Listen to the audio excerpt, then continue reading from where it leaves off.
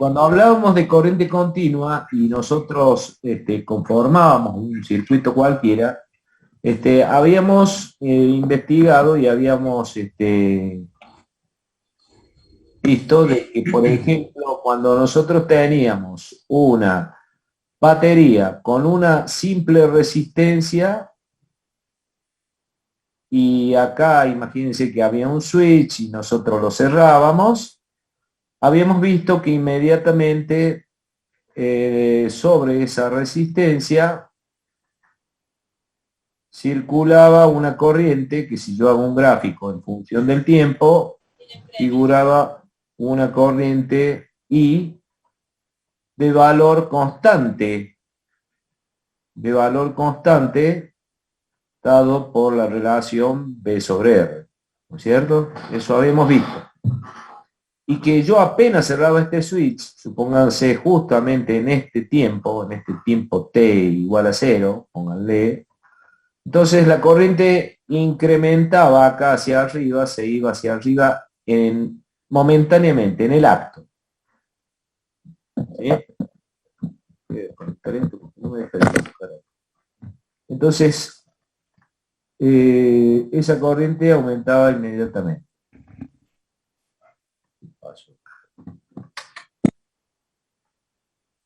Ahora, cuando nosotros teníamos un circuito en el cual teníamos la batería, teníamos el switch también, teníamos un circuito que tenía una resistencia y ya tenía una bobina, habíamos determinado que pasaban ciertas cosas, y entre esas cosas que pasaban eran los fenómenos transitorios, ¿verdad? Y que después de pasado ese fenómeno transitorio, cuando yo hacía un gráfico, el circuito se comportaba de una determinada manera, para el caso de la bobina, en que este elemento inductor o bobina quedaba representado como si fuera un cortocircuito, habíamos dicho. Entonces, si yo hago un gráfico de tiempo, yo voy a determinar la corriente que hay por este circuito cuando yo inmediatamente cierre el switch en tiempo t igual a 0, no se iba a comportar igual que la resistencia, donde acá arriba subía, apenas cerraba el switch, la corriente inmediatamente subía al valor B sobre R. Pero acá no. Acá, al estar este inductor, acá L, esta bobina L, de un coeficiente de autoinducción L, la corriente, en vez de subir inmediatamente hacia el valor que tiene que llegar después que pase el periodo transitorio, tenía una forma de este tipo, ¿verdad? Crecía de esta forma. Y después sí se establecía, después de un cierto tiempo acá, se establecía que nosotros denominábamos el tiempo en que culminaba ese transitorio a un valor aproximado de 5 veces la constante de tiempo de este circuito. Recordemos que la constante de tiempo del circuito era la relación L sobre R, ¿verdad? Después ya quedaba en un régimen constante donde la corriente tomaba justamente también el valor B sobre R. Acá ya empieza a ser constante. Pero mientras tanto, en este periodo transitorio, desde acá hasta acá, sucedía que la corriente variaba en esta forma. ¿Ok? De la misma manera, podremos decir que si yo coloco una batería y colocaba un switch y ahora ponía una resistencia y un capacitor, entonces esta batería, cuando yo cerraba este switch, la corriente también iba a tomar una forma de crecimiento o decrecimiento, como ustedes quieran llamar, que iba a hacer esto, iba Inmediatamente cuando yo cerraba ese switch, siendo esta R y siendo esta C, la corriente se iba inmediatamente al máximo, instantáneamente, al valor D sobre R, y después empezaba a decrecer de una manera exponencial. ¿Sí? Y cuando llegábamos acá, suponete que cerré el switch acá en tiempo igual a 0, justo en ese punto, después de 5 veces tau, o sea, el tiempo en que el transitorio terminó, la corriente se hacía 0. Y decíamos que este circuito se comportaba como un circuito abierto. Era como si este elemento no existía, un circuito abierto. ¿Por qué? Porque la corriente que iba a circular por acá arrancaba de un máximo y después quedaba igual a 0.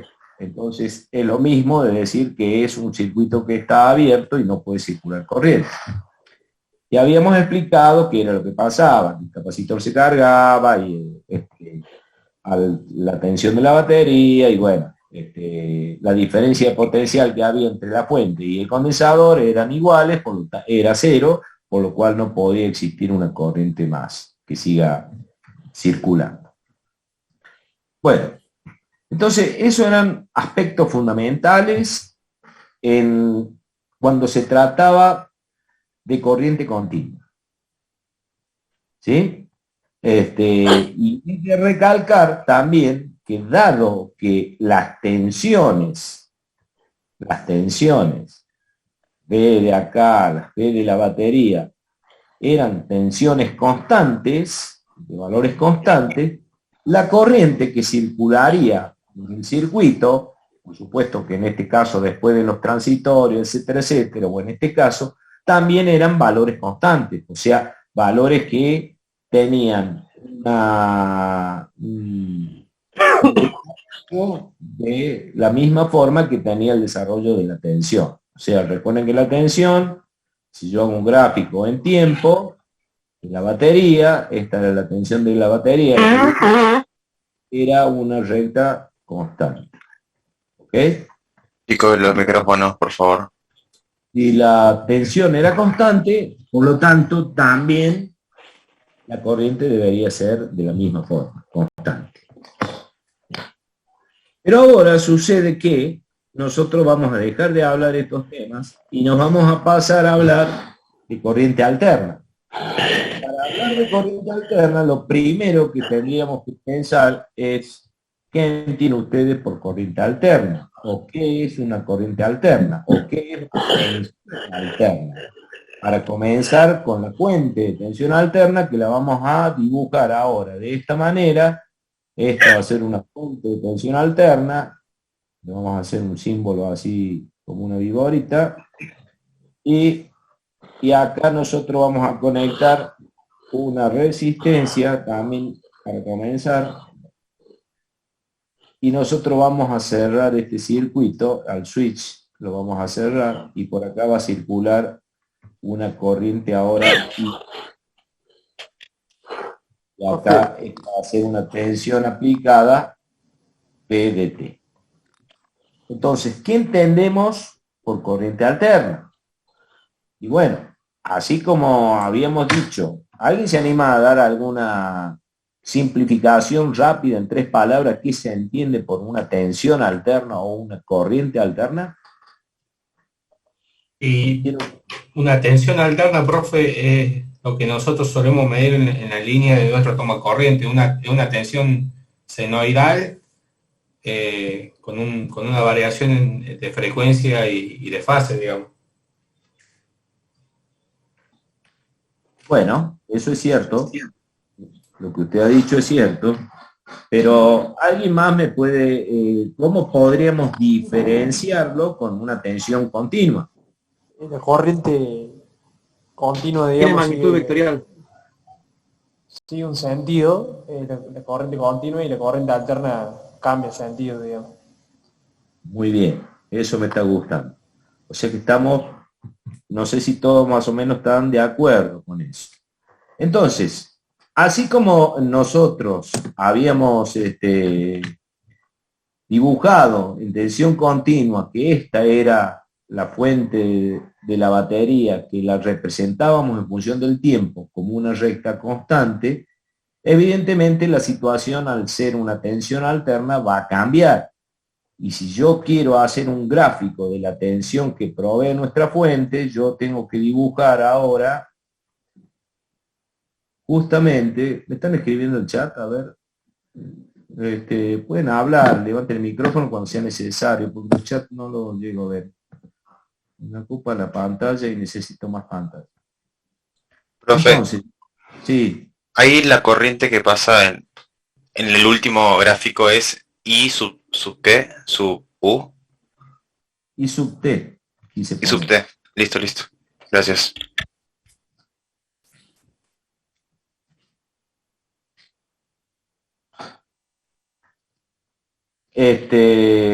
¿Y por qué ponemos justamente I sub T o B sub T? Porque si yo dibujo la tensión esa como fluctúa, me voy a encontrar, como decía recién un compañero de ahí, de que íbamos a tener una variación senoidal de la tensión. O sea que puedo dibujar una senoide en el cual podemos observar, esta es la tensión B, ¿no es cierto? Podemos observar que a medida que transcurre el tiempo, la tensión empieza desde un valor 0, empieza a crecer, llega a un valor máximo, que sería acá, luego empieza a decrecer, llega a un valor 0, luego empieza a tomar valores negativos, todos estos puntos, llega a un máximo valor negativo y por último vuelve a llegar a 0. Y así continuamente a medida que transcurre el tiempo, ¿verdad? Entonces, al haber una variación de tensiones positivas que van creciendo en función del tiempo y después se hacen negativas, eso me está diciendo de que si yo aplico esa tensión a un circuito, como en el caso de una resistencia, va a ir en cada instante de tiempo dividiéndose el valor de la tensión B dividido R según dice la ley de Ohms. Una función senoidal, en este caso, que dividida la resistencia, irá provocando una corriente que también será variable en función del tiempo. Al ser variable en función del tiempo, quiere decir que si yo hago una gráfica de corriente, también voy a obtener una corriente que va a variar de esta forma, ¿verdad? ¿Por qué? Porque cuando la tensión sea 0 dividido la resistencia, me tiene que dar 0 la corriente. ¿Ok? Esta es ya la corriente y es todo el tiempo. Y cuando la tensión tome un valor máximo, la corriente tomará un valor máximo. Y cuando la corriente tome de nuevo valor 0, la corriente se hará 0. La tensión tome un valor 0, la corriente se va a 0. Y cuando la tensión sea negativa, o sea que ya empezamos a hablar en todos los puntos de esta parte, significa que yo voy a dividir una tensión negativa dividido la resistencia. Y esta me va a dar por resultado una corriente negativa. Y si yo tomo un sentido, ¿qué significa una corriente negativa? Significa de que si yo tomé que un sentido positivo sería que la corriente circula así en el sentido de las agujas del reloj, cuando sea negativa significa que va a cambiar de sentido. Porque es como decir que yo estoy aplicando ahora el más de este lado y el menos de este lado. Y en esta parte del ciclo positivo, antes yo aplicaba el menos de este lado y el más de este lado, y por eso la corriente circulaba en sentido horario. ¿Está? Entonces, ¿qué estamos diciendo? Que la corriente está en un sentido y en el otro, constantemente según variaba la frecuencia de cambio de tensiones. ¿Y eso qué estamos diciendo? Que esto, al ser una onda senoidal, evidentemente ustedes van a tener un periodo de tiempo que hay entre este punto y este punto, llamado un periodo de tiempo, como ya hemos visto en física, en cualquier movimiento armónico simple, etcétera, etcétera, un valor de tiempo t. Y ese valor de tiempo t, al ser esta una función que es repetitiva en el tiempo, porque después vuelven a aparecer más senoides así en el tiempo, es una función que va a tener una determinada frecuencia de repetición. Y esa frecuencia de repetición es justamente el valor f dado por la inversa del periodo t, del periodo del tiempo que hay de acá hasta acá. ¿Sí?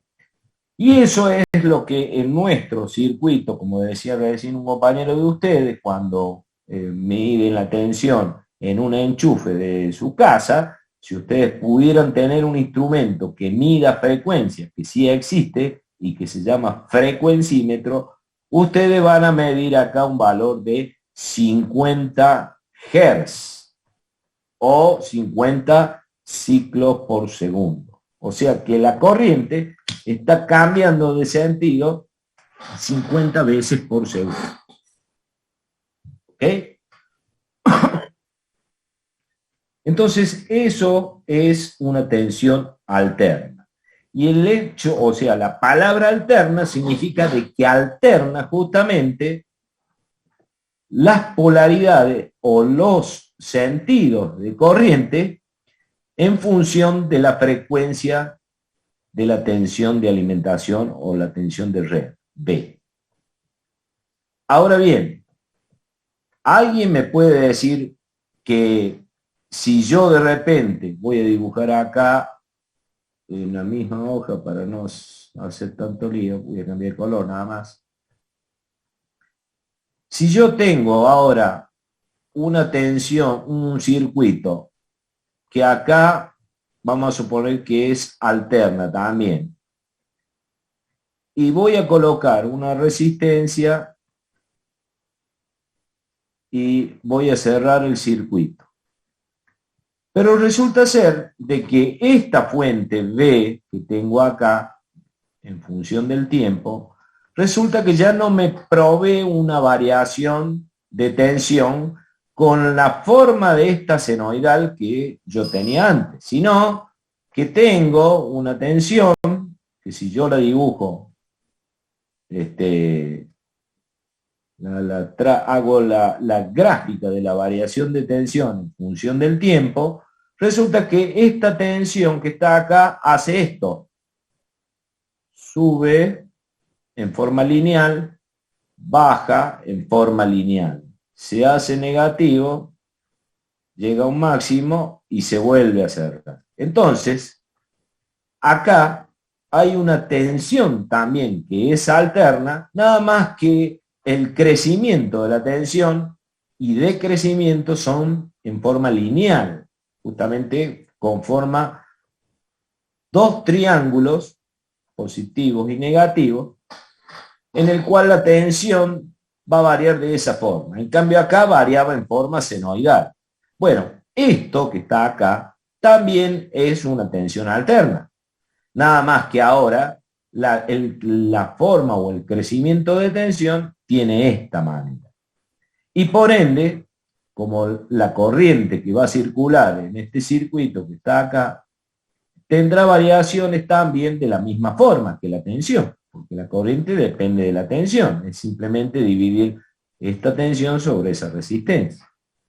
Y así yo podría pensar de que pueden existir distintas fuentes de corriente alterna con distintas formas de ondas de la tensión. Así como yo dibujé acá una triangular, podría dibujar algo así, algo que sea totalmente rectangular. Entonces, es una tensión B que crece, se mantiene constante durante el tiempo, luego se viene a cero, se hace negativo y se mantiene constante negativo y vuelve a cero. Y también esta función tiene su periodo de tiempo t, como la tiene esta acá, su periodo de tiempo t. Y así pueden ir existiendo distintas formas de onda de tensión alterna, qué sé yo. Otra forma, podríamos decir que en vez de que sea esta de forma triangular y esta de forma cuadrada, que sea de forma de onda trapezoidal, o sea que sea así, crece lineal, se mantiene constante, decrece linealmente, se mantiene constante y decrece. Espere que tengo mi perro que se puso nervioso.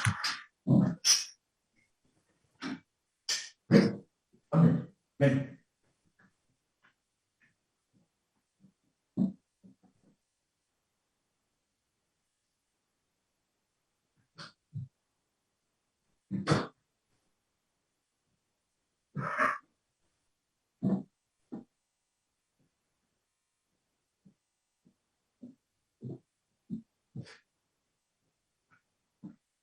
Bueno, ¿sí? Entonces, comprendemos lo que estamos diciendo, ¿no es cierto? Comprendemos lo que estamos diciendo.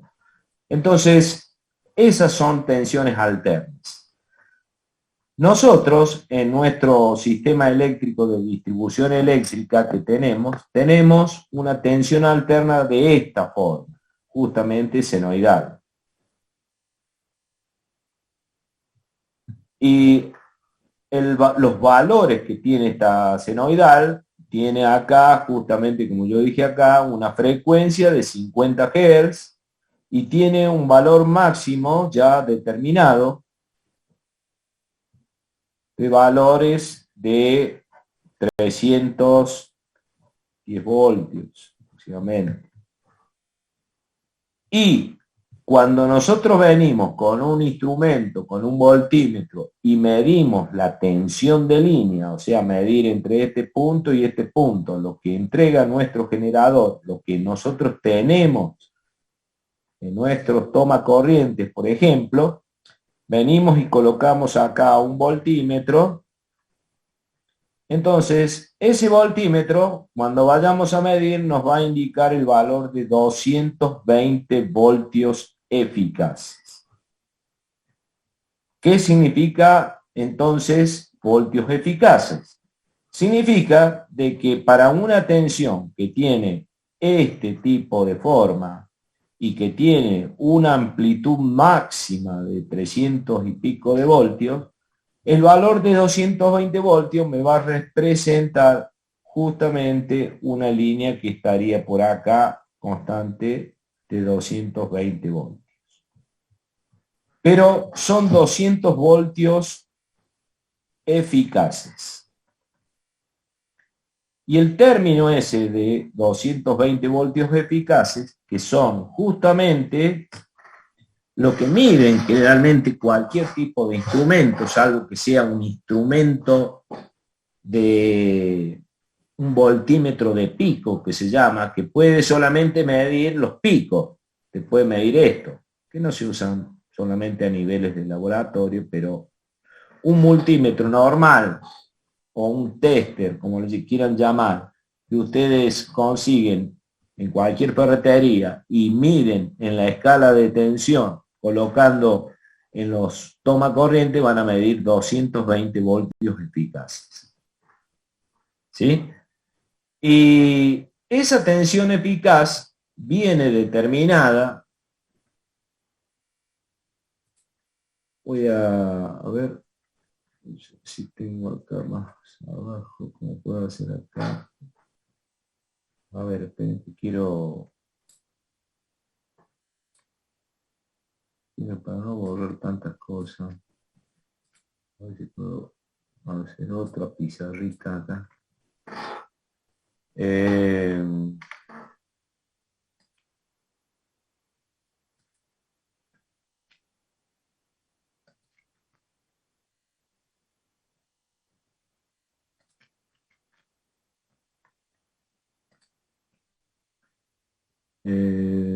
Vamos a compartir esta.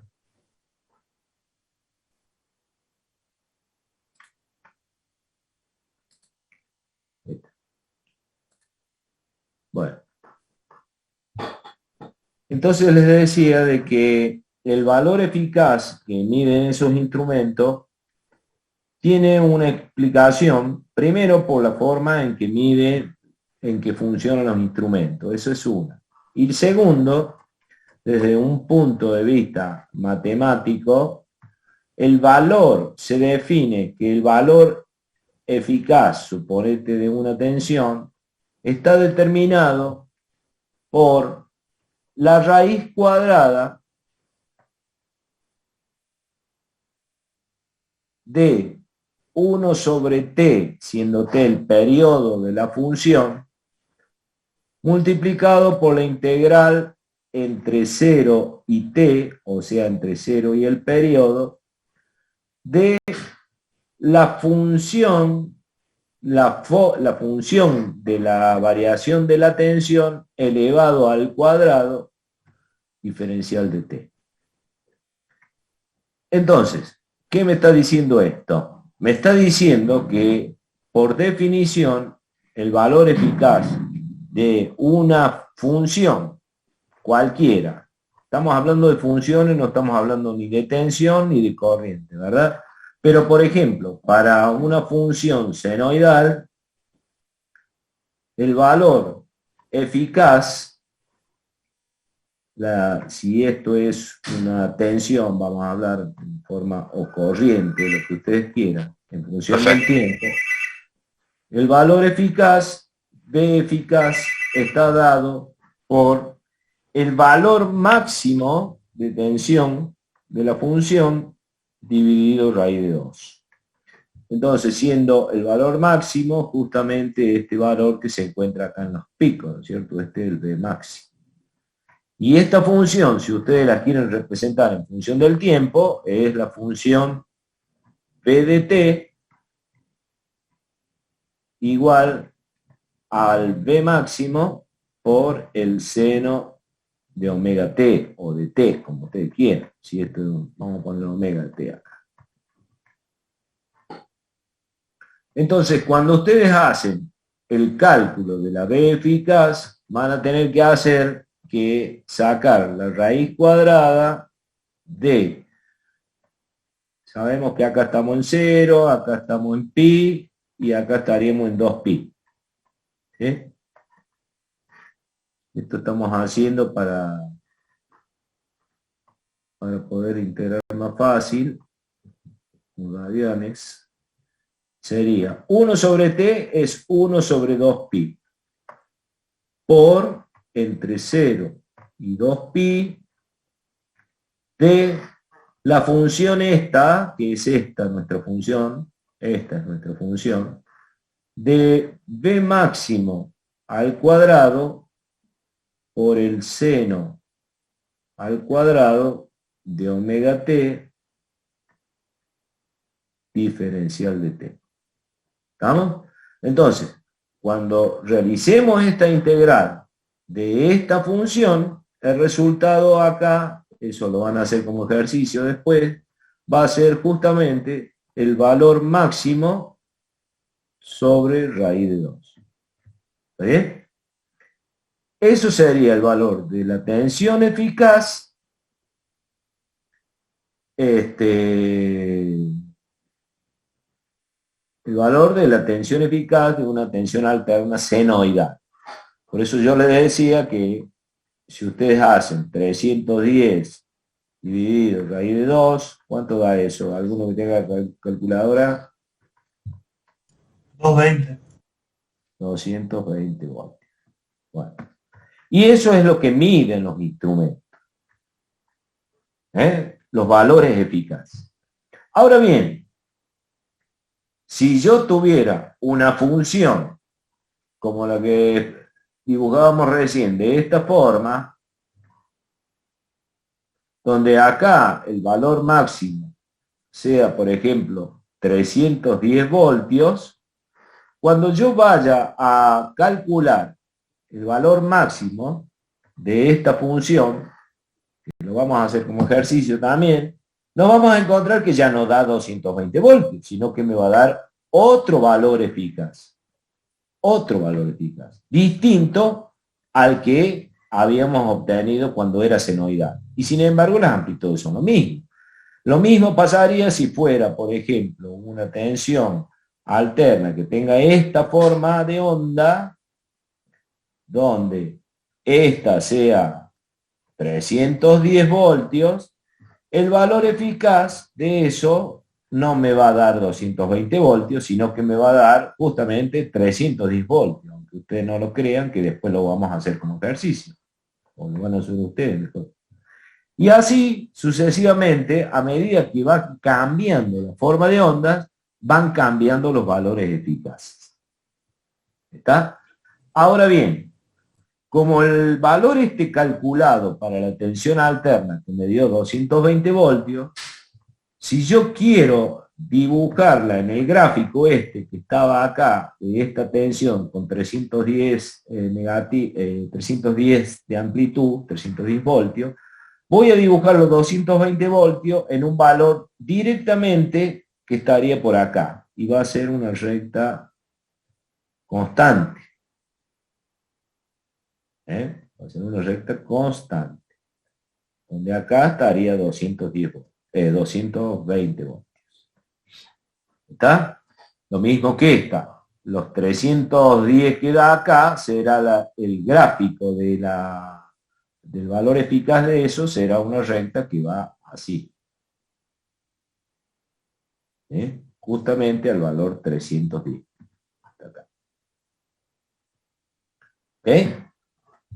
Entonces, de ahí ahora que podemos decir qué significa el valor eficaz, qué representa el valor eficaz para nosotros en un circuito que, digamos, tenemos una fuente de tensión alterna con una resistencia y nosotros decimos que esta fuente provee una tensión de 220 voltios eficaces sobre esa resistencia. Bueno, significa de que si esto entrega 220 voltios eficaces y es una tensión alterna de forma de onda senoidal, estamos diciendo de que estamos hablando de una función del tiempo que tendría justamente esta forma, ¿verdad? Sería una función b de t que tiene la forma de 310 voltios del seno de omega t. ¿Ok? ¿Estamos de acuerdo en eso? Según lo que venimos diciendo. O sea, en forma genérica sería la función bt igual a b máximo por el seno de omega t. Entonces nosotros podríamos expresar que este generador que tiene 220 voltios eficaces como un generador que tiene la tensión justamente esta que puse acá yo, 310 por el seno de omega t. Estas dos cosas serían equivalentes.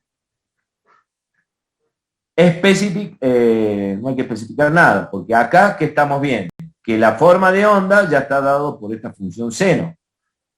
Entonces, por esa razón, yo digo que estos 200 voltios eficaces es lo mismo que decir estos BT 310 por el seno omega t. Ahora, desde el punto de vista físico, nosotros podríamos interpretar qué significa tensión eficaz en este circuito. Y podríamos expresarlo así. Lo voy a hacer gráficamente para que me entiendan mejor y no se hagan tanto lío. Yo tengo mi fuente de corriente alterna, una resistencia, y acá tengo 220 voltios eficaces. Y acá tengo una resistencia. Y por acá va a circular una corriente I en función del tiempo. Y si de repente yo pusiera acá una fuente de continua que le pongo una resistencia, la misma resistencia R esta, el mismo valor, por eso le voy a poner R, y cierro el circuito, por acá va a circular una corriente I, ¿verdad? Entonces, en continua, esta fuente continua tendría una tensión continua de 220 voltios. ¿Ok? Entonces decimos que la potencia que se desarrolla en este circuitito, ya sabemos cuánto vale, ¿no es cierto? Vale P, de corriente continua, al valor igual a I cuadrado por R. ¿Está bien? Y acá, en este caso, esta corriente que es alterna multiplicada, elevada al cuadrado y multiplicada por R, me dará una potencia de corriente alterna. Porque esto es corriente alterna y esto es corriente continua. Entonces decimos que cuando los valores de potencias desarrollados en esta resistencia y en esta resistencia son iguales, vamos a decir entonces que el valor eficaz de una tensión alterna o de una corriente alterna es aquel valor de tensión en corriente continua o de corriente continua que produce los mismos valores de potencia que en corriente alterna. Entonces, ahí vamos a definir qué significa el valor eficaz de una corriente alterna. ¿Se entiende el concepto ese? O sea, sería aquella corriente continua que produce el mismo valor de potencia que la corriente que circula a través de la resistencia, que aquella corriente de corriente alterna que circula por esta resistencia. Eso sería un concepto de lo que sería físicamente un valor eficaz de una corriente. Por lo tanto, es muy importante manejarse con los valores eficaces. Y tan importante es que podríamos decir que si yo agarrara, por ejemplo, tengo una fuente de tensión alterna, y yo acá coloco un amperímetro y pongo acá una resistencia para medir cuál es la corriente que va a circular por acá. Y acá yo voy a especificar de que es una tensión alterna de forma de onda senoidal, o sea que aplicamos B por el seno de omega t. Bueno, este instrumento, cuando vaya a medir esa corriente, va a medir justamente, si el instrumento es una forma de onda senoidal, va a medir un valor también que será dado por la tensión alterna dividido la resistencia, como nosotros sabemos por ley de Ohm. Ahora, ese mismo amperímetro y esa misma resistencia, si acá yo cambio la forma de onda, en vez de que sea alterna, ahora que sea una onda cuadrada, alterna, acá este amperímetro va a marcar otro amperaje. ¿Está? ¿Y todo por qué? Porque los valores eficaces de esta tienen un valor y este tendría otro valor. Y tal es el punto que a veces los instrumentos que son económicos, como puede ser un tester de esos comunes comprados en ferretería, están diseñados para que solamente midan corrientes o tensiones alternas de forma exclusivamente senoidal. Pero si de repente queremos medir con ese instrumento una forma de onda que no es senoidal, este instrumento va a marcar erróneamente la corriente que circularía para una onda cuadrada. Entonces, hay instrumentos que son de mucho mejor calidad y están, por supuesto, mucho más caros, de mayor valor en su precio, que tienen la característica de medir el verdadero valor eficaz, que es lo que se llama en la sigla en inglés RMS. Entonces, el verdadero valor eficaz es el instrumento de verdadero valor eficaz es un instrumento que no le interesa cuál es la forma de onda. Él siempre te va a dar el valor correcto. ¿Por qué? Porque internamente ha podido hacer el cálculo con este cálculo de función que tiene acá. O sea, sin importar cómo es la forma de onda de la función, él siempre te va a dar el verdadero valor eficaz. No todos los instrumentos lo hacen.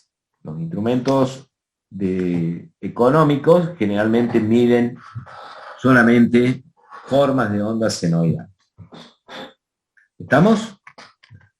Bueno. Profe, Sí. en el chat preguntaban si la potencia de corriente continua era igual a la potencia de corriente alterna, es físicamente un valor eficaz. Si es un valor eficaz, no. Yo lo que dije es, cuando la potencia desarrollada en esta resistencia es igual a la potencia desarrollada por la corriente alterna en esta resistencia del mismo valor, entonces yo puedo decir que hay una equivalencia en corriente continua de corriente que provoca el mismo valor de potencia. Entonces, ese valor de corriente continua es el valor eficaz de esta corriente alterna. Eso sería físicamente. ¿Se entiende el concepto? Sí, ahí quedó más claro. Claro, yo tengo una corriente alterna de esta forma, que es la que está circulando por acá, y genera una cierta potencia de corriente alterna. ¿Sí? Sobre esta resistencia, recordemos que le estamos hablando de dos resistencias que son iguales, esta y esta. Entonces, habrá una corriente continua, saben que la corriente continua es simplemente una corriente constante. Esta es I y esta es I de T. Entonces, esta corriente, si las potencias que desarrolla sobre la resistencia, estas dos potencias son iguales, entonces yo voy a decir que el equivalente de corriente, el valor eficaz de esta corriente es esta corriente continua. ¿Ok? Eso significa. ¿Quedó claro o lo seguimos? Sí, quedó clarísimo. Bien. Bueno, para continuar un poquito en la introducción esta que estamos haciendo, estos son introducciones que estamos dando, ¿no? Otro concepto fundamental que quiero que veamos, y era, a ver si, que estábamos hablando nosotros habíamos arrancado diciendo esto, ¿no es cierto? O sea, por ejemplo, en corriente continua, habíamos dicho de que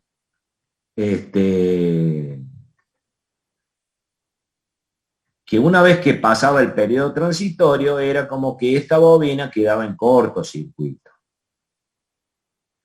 Y en un capacitor,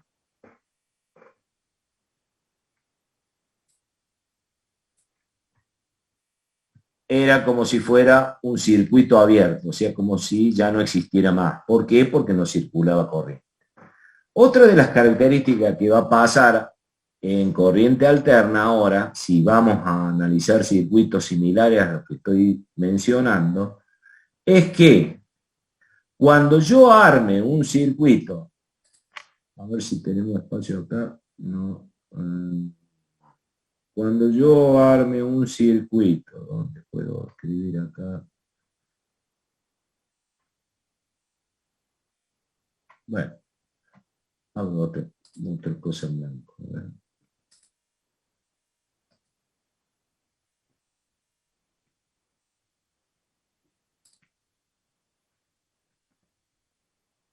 Están viendo ahí el PDF, ¿no? Sí, profe. Sí, profe. PDF en blanco. Sí, en blanco.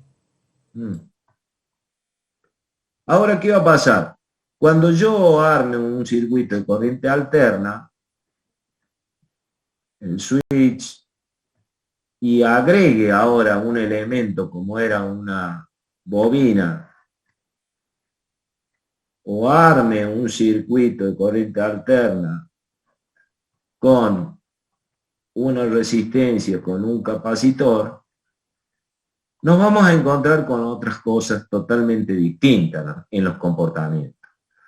Nos vamos a encontrar que una vez cuando yo cierre este circuito, acá, esta bobina que tiene acá, antes que nada quiero comentarles algo, antes que siga explicando. Habíamos dicho que en corriente continua existían esos fenómenos transitorios, ¿sí? Bueno, en corriente alterna también existen los fenómenos transitorios. Son fenómenos bastante complicados de analizarlo, pero existen. Pero cuando pasaron esos fenómenos transitorios de corriente alterna, el circuito también entraría en un régimen permanente.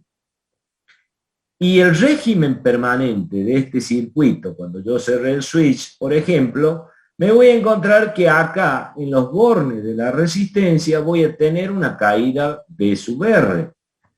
Pero también voy a seguir teniendo acá una caída B sub L, cosa que no pasaba en corriente continua. ¿Se acuerdan que cuando pasaba el fenómeno transitorio, en corriente continua esto quedaba un cortocircuito, o sea que la tensión en la bobina era igual a cero? En el capacitor exactamente lo mismo. Cuando yo cierre este circuito, por acá va a circular corriente permanentemente. Y acá, en los bornes de la resistencia, habrá una caída de tensión en la resistencia y también una caída de tensión sobre el capacitor, permanente. Y la corriente va a seguir circulando, no como en corriente continua, que una vez que pasaba el periodo transitorio, la corriente dejaba de circular. ¿Ok? Entonces, siempre acá vamos a poder hablar de una ley de Kirchhoff que dice que la tensión aplicada, B, será igual a la suma de las caídas de tensiones con valores efectivos. ¿Sí? Acá también, D, siendo esta D, va a ser la tensión en la resistencia más la tensión en el capacitor. Profe, ese constante circulamiento de corriente se da por la onda sinusoidal de la corriente. Exactamente, exactamente. Ese es el efecto de una corriente alterna. Y vamos a empezar a cambiar conceptos también. Ahora, cuando yo, si armo este mismo circuito que hice acá arriba para la bobina, yo puedo agarrar y directamente armar un elemento nuevo, que bueno, vamos a llamarlo de ahora en más impedancia, donde la vamos a señalar con la letra Z. Y por acá va a circular una corriente I, siendo este B, en el cual se va a respetar también la ley de Ohms, diciendo que la corriente I que circula será igual a B sobre Z. ¿Ok? Y esta Z va a ser un elemento en el cual internamente lo vamos a pensar como una resistencia y una bobina en serie. O sea, adentro sería como lo que dibujé yo acá. Y en este caso, lo mismo. Voy a dibujar una sola impedancia que viene de esta forma. Por acá va a circular la corriente y acá va a ser una impedancia Z que vamos a considerarla como internamente una resistencia con un capacitor en serie. Entonces, para este caso yo voy a hablar de impedancias, voy a abreviar, impedancias de origen inductivo. Y esta será una impedancia de origen capacitivo. ¿Ok? Esa va a ser el nuevo concepto de impedancia. Y acá entramos a tallar un nuevo concepto de impedancia, pero visto, que lo vamos a empezar a ver ahora, desde un punto de vista matemático, valiéndonos de los números complejos. Y desde ahí es que vamos a empezar a llamar ahora la palabra de una impedancia compleja, dado que este valor de Z que están acá van a ser números complejos. Y entonces, esta impedancia, si yo la quisiera representar como va a ser un número complejo, yo voy a poder agarrar y representarlo en un plano complejo. Entonces, un plano complejo, sabemos que es un plano en el cual tiene hablando como la unidad de números complejos con la letra J, más J por acá y menos J por acá. Y en abscisa, los reales. Entonces, una impedancia va a quedar representada siempre tanto en el primer cuadrante como en el cuarto cuadrante. ¿Por qué? Porque todos los valores que están sobre el eje real van a ser los valores de resistencias. Y como no puede haber resistencias negativas, entonces este plano quedaría directamente descartado, ¿verdad? Entonces usaríamos el plano complejo, el cuadrante 1 y el cuadrante cuarto. Y todos los elementos, ya sean bobinas o capacitores, la vamos a representar con valores de unidades imaginarias. Entonces, en todo el eje de ordenada con imaginarios positivos estarán ubicados todos los valores de bobina, y en todos los valores de eje ordenada negativo estarán ubicados los capacitores. Por lo tanto, una impedancia cualquiera, que yo llame acá Z1, va a tener un valor de resistencia y un valor imaginario de reactancia inductiva, que vamos a llamar como otro término. Y esa reactancia inductiva la vamos a señalar con la letra X y le vamos a poner una L abajo. Y una impedancia que esté por acá, en el cuarto cuadrante, tendrá un valor, este tendrá una R1, este vamos a suponer que tengo una R2. Tendrá un valor de R2 de resistencia y un valor de reactancia capacitiva de valor menos JXE. ¿Está bien?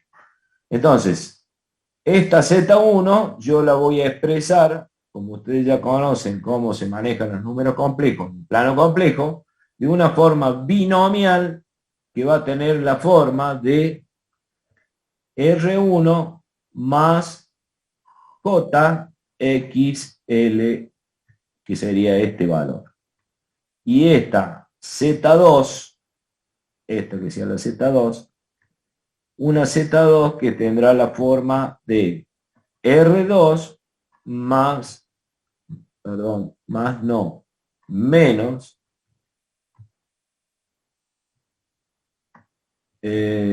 menos JXC. Entonces, parte real, resistencia. Parte imaginario, reactancia capacitiva. Parte imaginaria acá arriba, reactancia inductiva. ¿Estamos? Bueno, entonces imagínense que si salimos de este concepto, entonces nos vamos a encontrar ahora en más de tener que hacer cálculos, por ejemplo, en un circuito donde haya varias impedancias en serie, o combinación de impedancias de la misma forma que combinábamos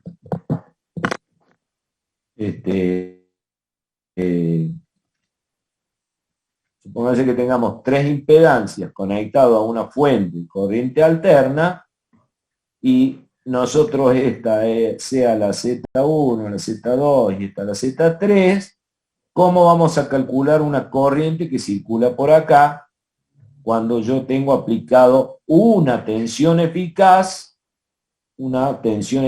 D. Voy a poner la tensión eficaz D, una tensión eficaz D. Entonces, lo que primero tengo que hacer para encontrar la corriente eficaz que circula por este circuito, tengo que saber cuál es el equivalente de todas esas impedancias, para poder hacer un solo circuito con una impedancia equivalente.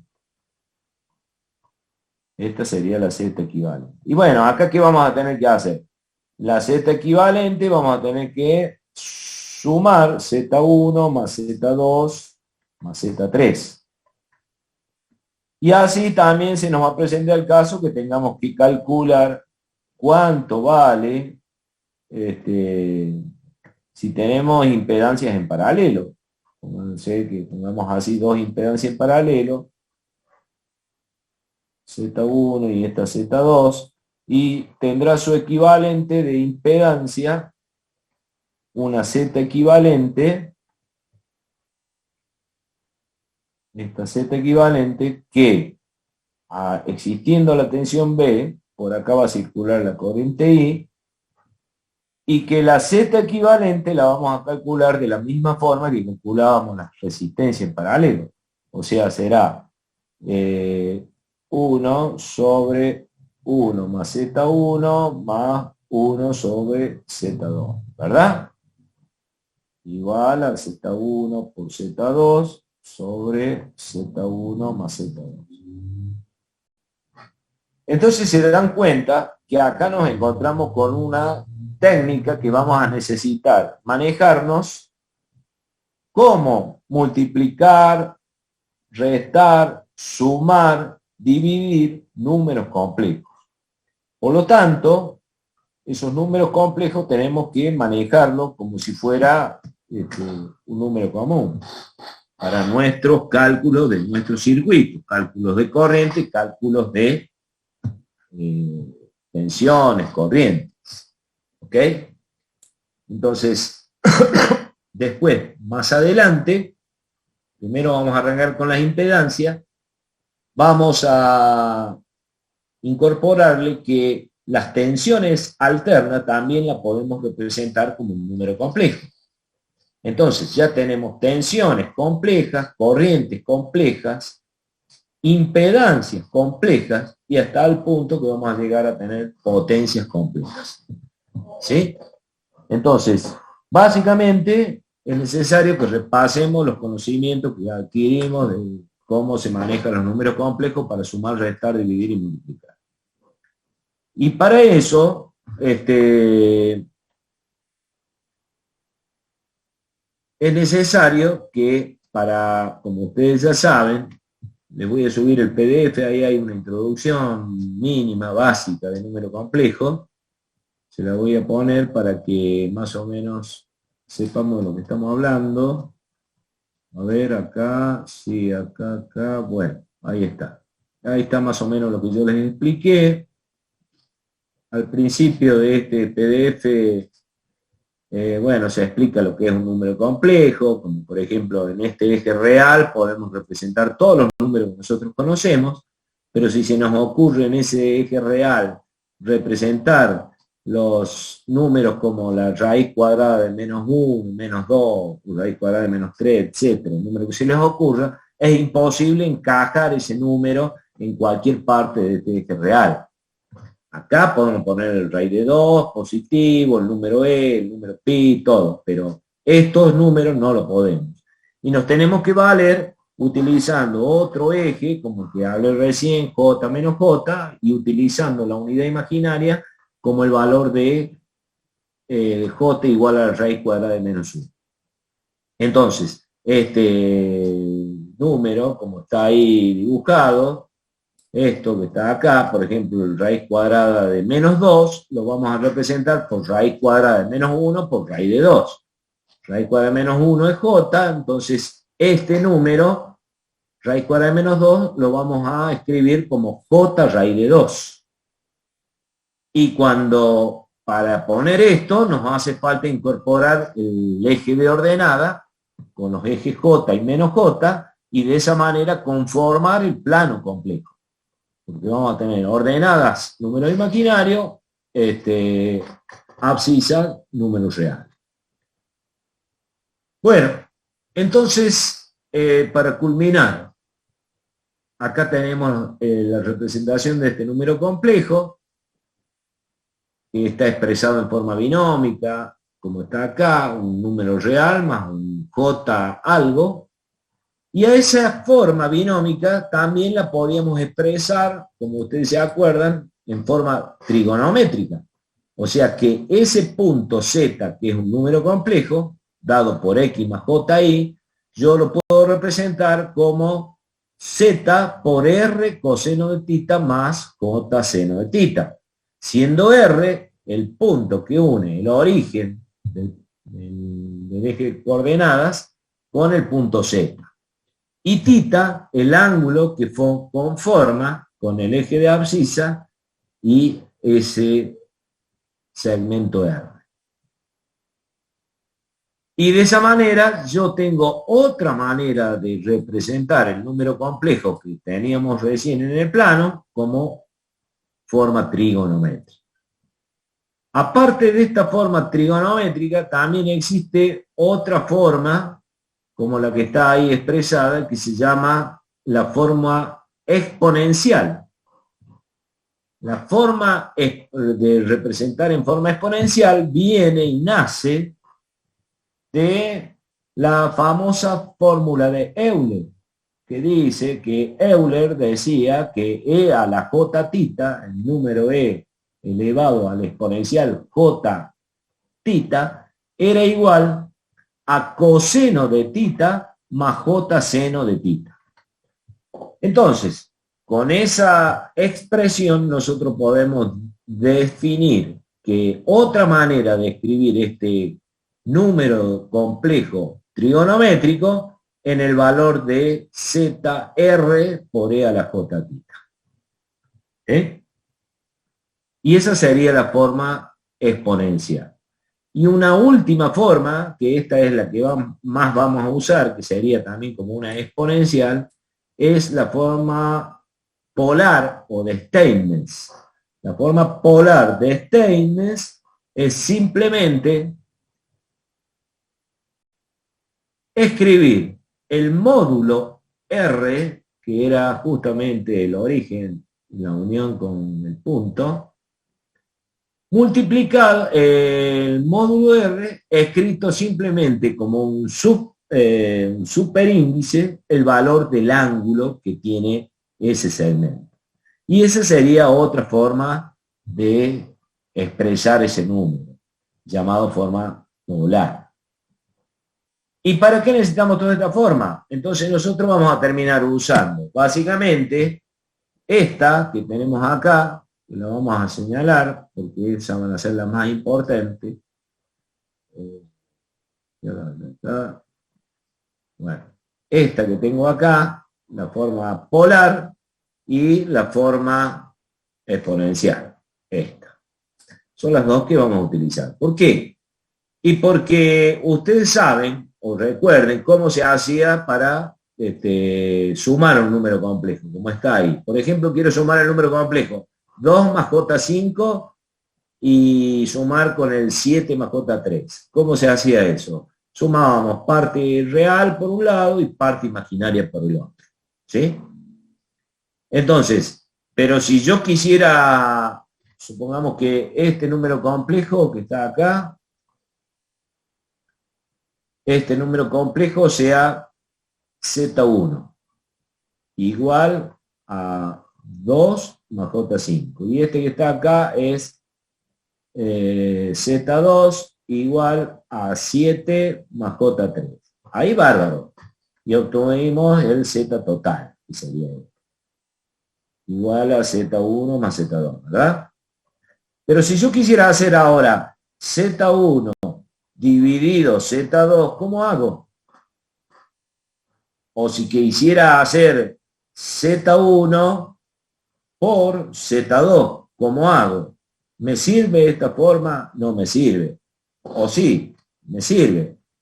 Multiplicar es fácil, pero dividir es más, no es tan fácil. Entonces, de ahí nos valemos a la forma exponencial. Entonces acá yo voy a representar el Z1, como está acá, como un número en forma polar a ese número complejo. R1 con un ángulo θ1. Y este Z2, R2 con un ángulo θ2. Si yo quiero multiplicar Z1 por Z2, directamente voy a hacer R1 por R2, todo ese resultado con un ángulo de θ1 más θ2. Y si yo quiero dividir ese número complejo Z1 sobre Z2, directamente lo que voy a hacer es R1 dividido R2, y como ángulo de todo ese resultado tendrá el ángulo de θ1 menos θ2. ¿Está claro? Y esas son las dos formas más importantes de utilizar la representación del complejo para poder operar más fácilmente. Para sumar y restar, la forma binómica, y para multiplicar y dividir, la forma polar. Para no andar en la polar, para no andar escribiendo todo porque fíjese que Steinmetz tampoco no se mató la cabeza inventando, pero porque es que lo único que hizo es eliminar esta E, o sea, sobreentendemos que esa E existe, pero no nos va a afectar para nada. Y para hacer esto con mayor agilidad, entonces de ahí nos tenemos que valer de las calculadoras. La calculadora que nosotros vamos a usar va a ser una calculadora científica, donde ya tenemos, en cierta forma, las conversiones de pasaje de rectangular a polar o de polar a rectangular, de una manera casi instantánea, 2 o 3 teclazos y ya está.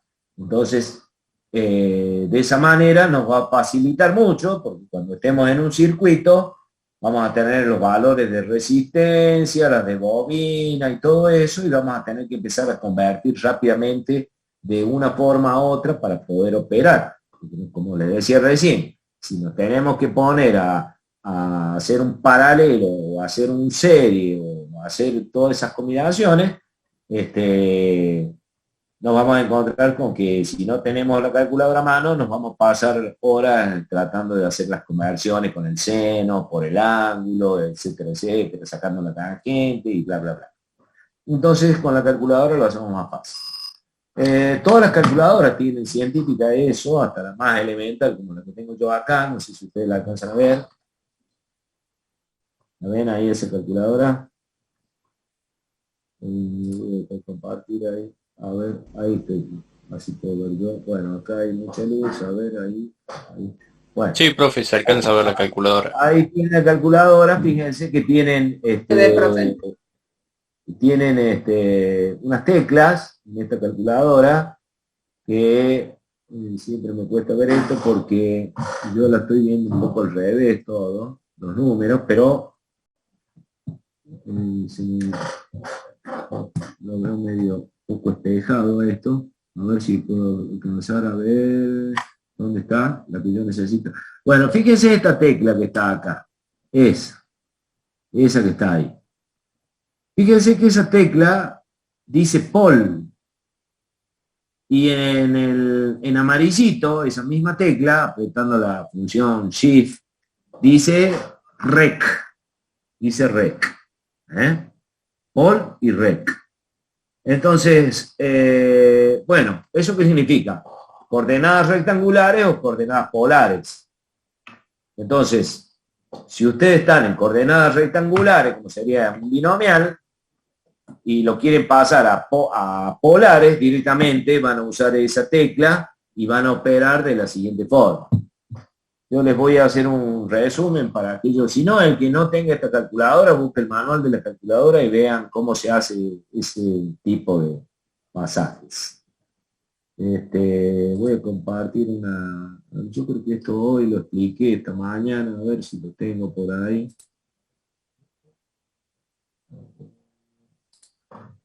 Fíjense, bueno, ya encontraron la tecla esa, ¿no? son las teclas que vamos a utilizar. Se los voy a tratar de, a ver, acá, ¿qué será? Ahí está. Por ejemplo, miren, ahí estoy compartiendo, vamos a hacer una forma, una práctica del uso de la calculadora. Vamos a tomar este número complejo que es bastante elemental. Y ya sabemos de antemano cuánto tiene que dar. Polar. Entonces, ese número complejo que está acá tiene como parte real 1 y parte imaginaria 1 también. O sea que si yo lo voy a representar ese número complejo, yo lo puedo dibujar en el plano complejo, ¿no es cierto? Yo voy a poner 1 de acá y 1 de acá. Si hay 1 ahí y 1 aquí, quiere decir que esto, ¿cuánto vale? Ya lo sabemos de memoria. Es raíz de 2, ¿verdad? Es raíz de 2. ¿Y el ángulo, cuánto vale? 45. O sea que ya lo sabemos de antemano el resultado. Bueno, veamos qué pasa con lo calculado. Lo primero que van a hacer, o sea, vamos a partir de un número que está en coordenadas rectangulares. Entonces voy a apretar la tecla, esa que yo señalé con Paul, hacia qué coordenadas quiero ir. Y voy a apretar diciendo voy a ir a polar. Aprieto Paul directamente. ¿Sí? Cuando yo apriete Paul, vayan haciéndolo en la calculadora si la tienen a mano, para que vayan practicando. Aprieto Paul y me aparece en el display algo así. Paul, un paréntesis, y acá es donde yo voy a ingresar mi primera coordenada rectangular y que va a corresponder a la parte real. O sea, esta iría con esta. ¿Sí?